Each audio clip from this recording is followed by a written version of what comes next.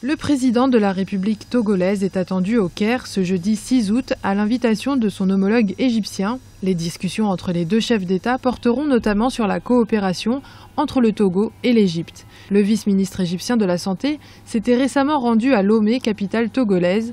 Alors, la visite du président Faure Gnassingbé en Égypte s'inscrit d'abord dans le cadre des cérémonies d'inauguration du deuxième canal de Suez.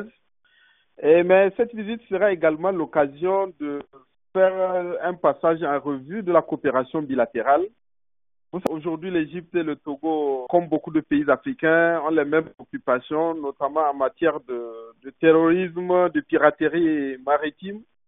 Il faut mutualiser et renforcer la coopération entre nos États pour pouvoir lutter contre ce fléau. En deuxième lieu, sur le plan purement bilatéral, en matière agricole, énergétique, en matière également commerciale, le Togo et l'Égypte sont déterminés à renforcer et à approfondir leur coopération.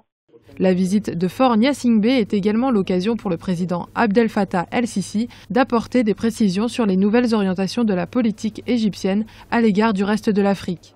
Le président el-Sisi tente depuis bientôt 6 mois d'approfondir les relations entre le Caire et plusieurs capitales africaines.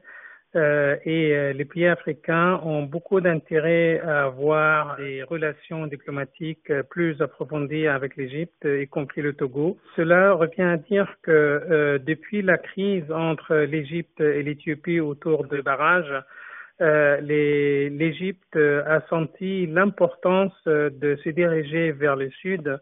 Le gouvernement égyptien a créé en juillet 2014 l'Agence de partenariat pour le développement AEPD, dont la vocation est de renforcer la coopération avec les pays africains. Cependant, les modalités d'une éventuelle coopération entre l'Égypte et le reste de l'Afrique requièrent des garanties quant à la situation sécuritaire qui prévaut dans le bassin méditerranéen, mais aussi au sein du continent africain.